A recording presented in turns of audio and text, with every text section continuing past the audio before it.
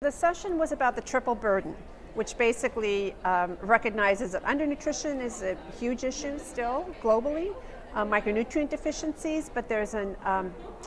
rapidly growing epidemic in overweight and obesity among very young children, as well as tremendous exposure to and consumption of what we call foods that are high in sugar, salt, and fat, that just not only do they have nutrients that are very unhealthy, and often they're very caloric dense in a negative way, but they displace healthy foods, breast milk, so it's really posing a challenge really to child's nutrition and health. And so the discussion was a lot of data around what's going on, sensitization of the audience that this is not just a middle income country phenomena, it's in all the world regions, and also touching on the role of industry and how you measure what industry is doing. That was the Access to Nutrition Index that someone presented on, and also how you can use programmatic work to address undernutrition, but also to address a healthy diet and measure and counsel around excessive weight gain.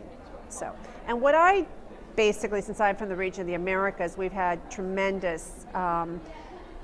action, fiscal and regulatory policy in our region, not so much to address child obesity and adolescent obesity. So not specifically under two, but many of the fiscal and regulatory policies that we work with countries to implement will also have implications, repercussions for young child diet. And that includes, for example, graphic front of package labeling, so that caregivers, mothers can know, oh my gosh, this little biscuit or this little chip or this little that's not a complimentary food, but I give it to my kid, is high in sugar, salt, fat, trans fat, whatever. And then also, so that's going on in a few countries. We have a lot of legislation pending in other countries. And then also taxation of foods, again, that are unhealthy, as well as sugar sweetened beverages. And a lot, so that increases the cost of those foods, makes some data showing that at least purchase goes down, consumption goes down, it generates revenue for the government, and also the publicity generated around that in terms of the backlash from industry, the lobbying that goes on, the advocacy that goes on, really it's a huge education to the public about the health risks of all these different products. And so my bottom line was that we need to do better measurements. We need to get DHS to put back the question on sugary foods in the core questionnaire, which they had in the 5th round of surveys or core questionnaire, but they took out, and we've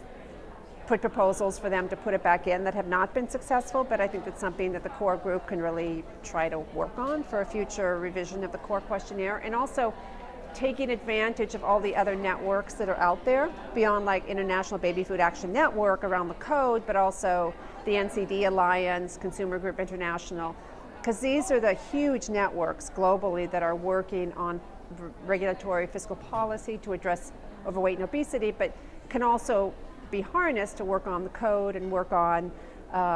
restrictions of marketing of inappropriate foods to children. So that was the session.